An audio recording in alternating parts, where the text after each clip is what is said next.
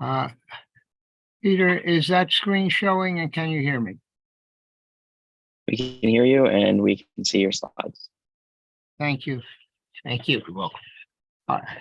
Dr. Bedison, colleagues, today I'd like to talk about the early embryogenesis of the vascular system of the central nervous system. There are no conflicts of interest. The vasculature is established in three major stages. First, vasculogenesis, which is defined as the creation of the primitive capillary network in the yolk sac and the mesoderm of the embryo. Then angiogenesis, which is a process of sprouting and pruning that remodels the primitive capillary network into a distinct capillary bed with arteries and veins to provide the oxygen you need. Then arteriogenesis, which is the dilation and remodeling of pre-existing small arteries to form new vessels with thicker media to support increased flow. In the yolk sac and the embryo, very early, undifferentiated mesenchymal cells form blood islands that develop into endothelial cell precursors surrounding erythroblasts. Then, the precursor endothelial cells propagate, form long, solid cell cords, interconnect, and create a honeycomb capillary plexus before the erythroblasts enter the cords. These solid cell cords luminize by vacuolation. Small vacuoles form in multiple adjacent cells by endocytosis, enlarge, fuse with the adjoining cell walls, and coalesce into a lumen, while the multiple adjacent cells become the cell wall. This process continues down the cord from cell to cell to cell, luminizing these cell cords to form a new primitive vessel composed solely of the lumen, the endothelial wall, and the basal lamina. This completes the first stage, vasculogenesis. Then the vessels mature. Perivascular cells and extracellular matrix come to surround that initial vessel, forming a stronger cell wall. The early vessels require support from the perivascular cells. In this process, endothelial cells red associate with pericytes to form a continuous basement membrane that encloses the microvessels. It extends along the external surface of the vessel between the perivascular cells outside and the outer wall of the endothelial cell inside. Then angiogenesis forms new vessels by sprouting. The new vessels form by sprouting here in a process of differentiation in which endothelial cells undergo tip cell, stalk cell specialization, creating the angiogenic buds that will form new vessels. Under a VEGF gradient, the leading tip cell protrudes filopodia that guide the new vessel sprout along the VEGF gradient, while the trailing stalk cells proliferate to form a new vessel wall. This becomes covered by extracellular matrix and periocytes in order to form the developing vessel. Neuroglial cells secrete angiogenic factors into the extracellular matrix to guide the direction for growth. Microglia help guide the new sprouts to form vascular circuits. The early CNS forms a perineural vascular plexus that starts caudally at the cord and ascends to enclose the entire brain. From the perineural vascular plexus, penetrating branches penetrate, note, perpendicular to the surface of the neural tissue. They extend deeply elaborate side branches and create a second periventricular vascular plexus in the proliferative ventricular zone, not the subependyma.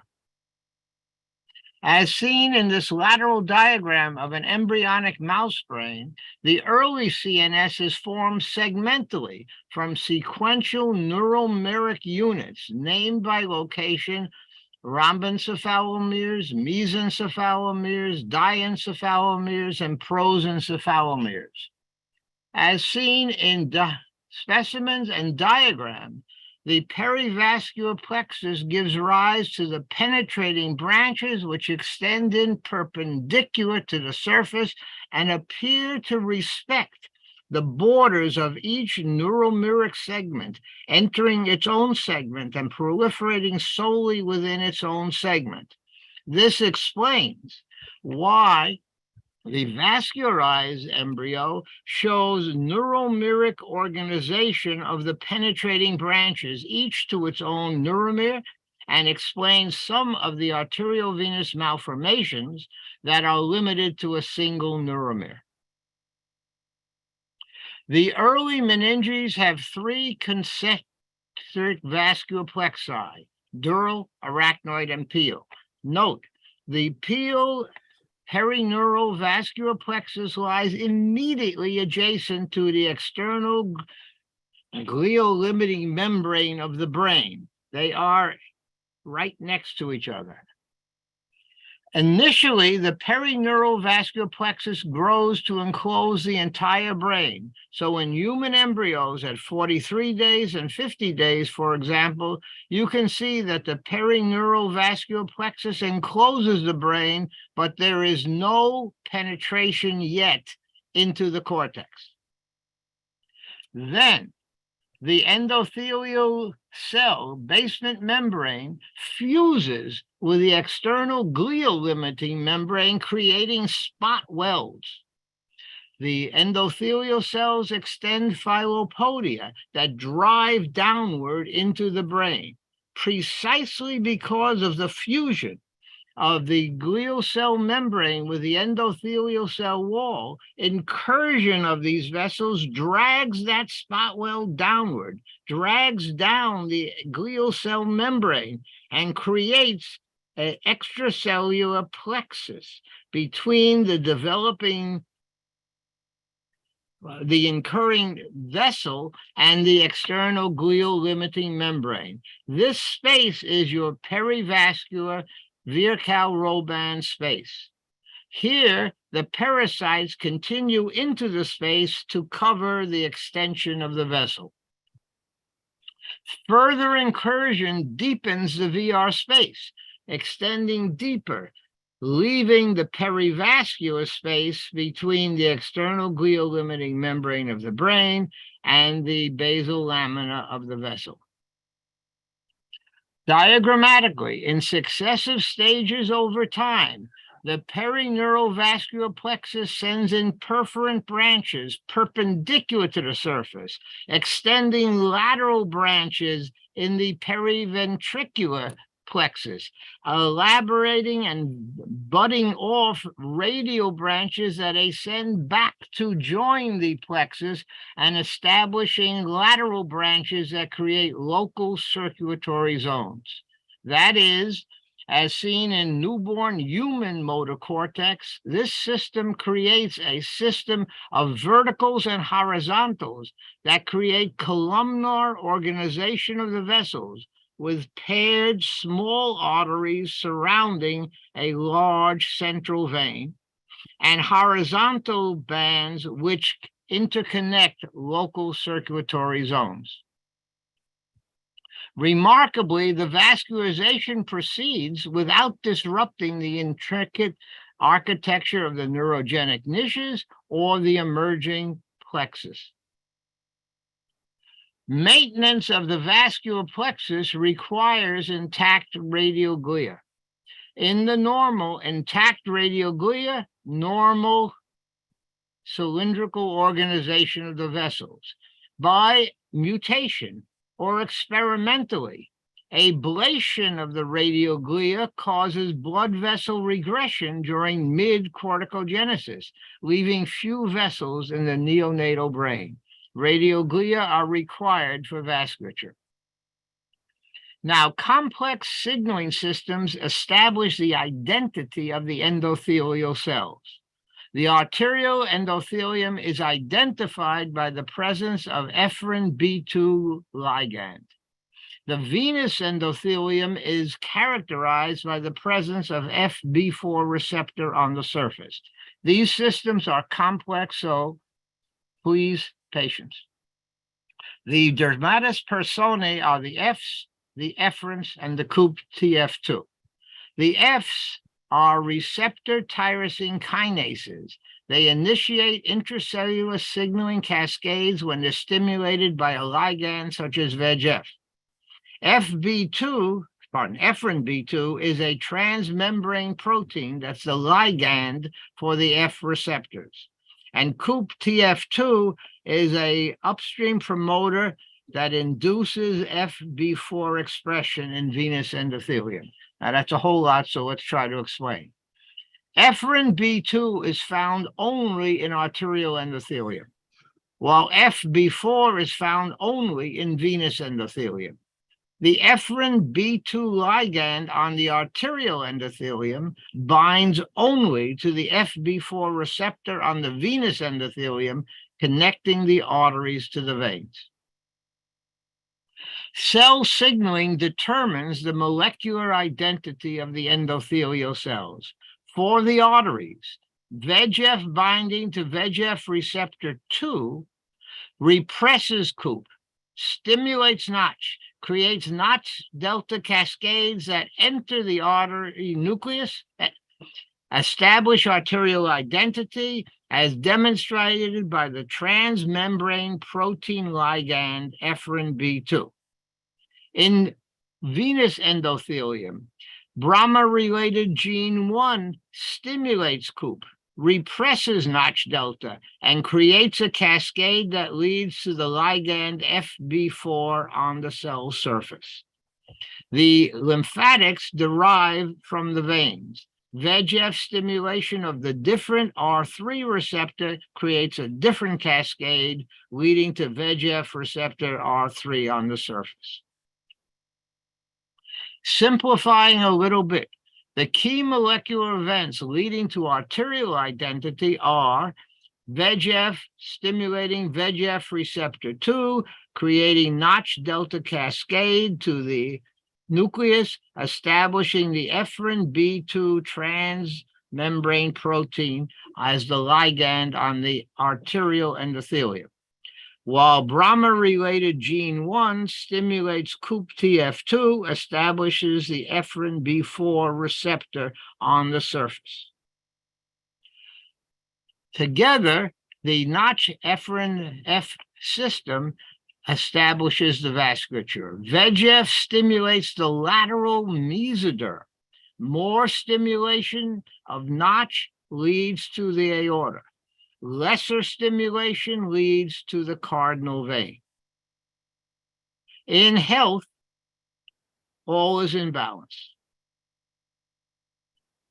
The efferent B2 ligand ensures that at the vascular borders, arterial capillaries connect only to venous capillaries because FB2 ligand binds only to FB4 receptor. In the non-border growth zones, the endothelial fusions that extend the vessel occur only to like-type surface receptors and ligands. In health again, all is in balance. Imbalance of efferent and FB2, this is key. Imbalance leads to malformation. Imbalance of either the artery ligand, efferent B2, or the venous receptor, FB4, leads to disruption. Loss or repression of efferent B2 or FB4 is embryo lethal, with fusion of the dorsal aorta to the common cardinal vein and AVM-like shunting. In the normal, The endothelial cells have little interconnection with the arterial media.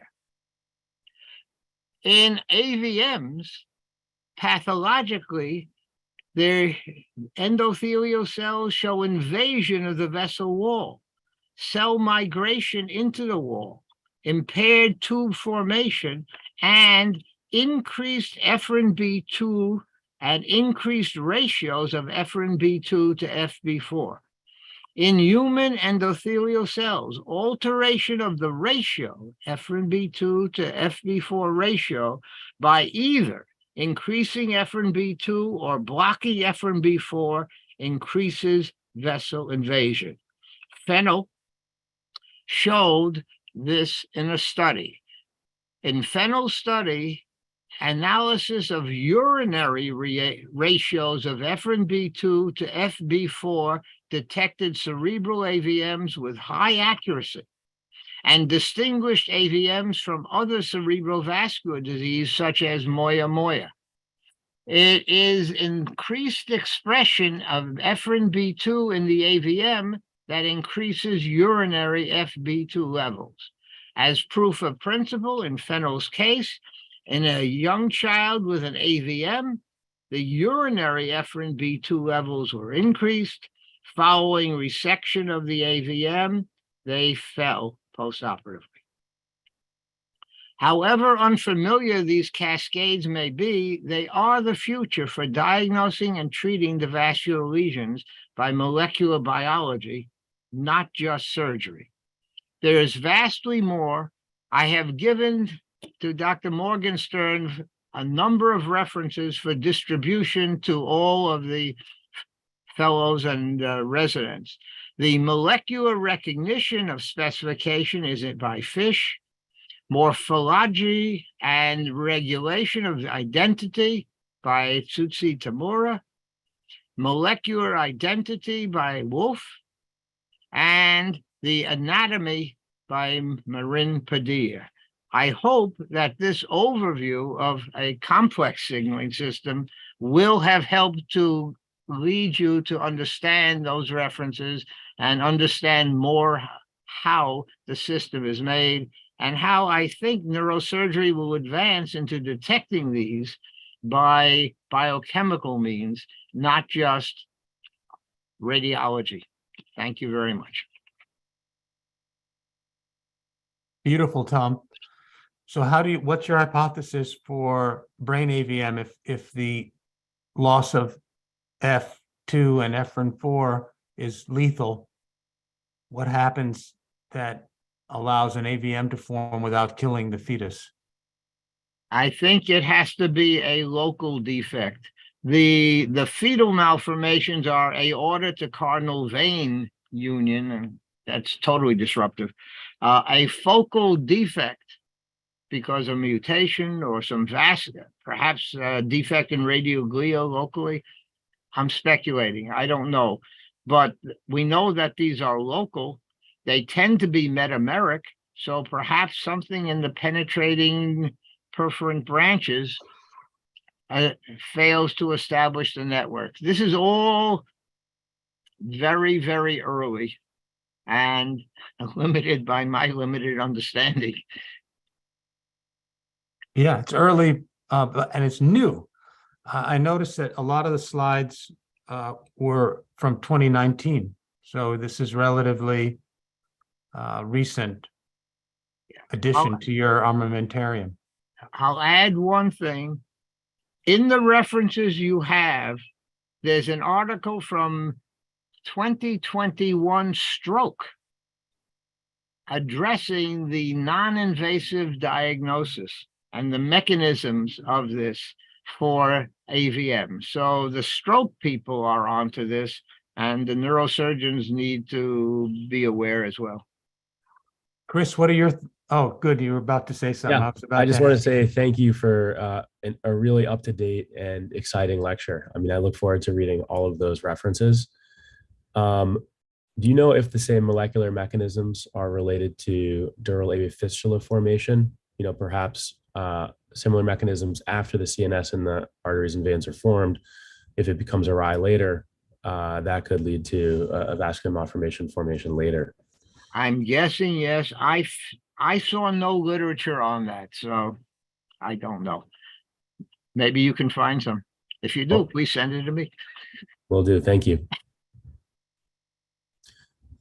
Is there an assay to check for those receptors? We're looking at that. The answer is yes. Fennel did it in a number of patients, I think 80 patients. I've been talking to Dr. Mako about just seeing whether Sinai can do those assays as well, and perhaps increase the number of patients we detect and minimize morbidity.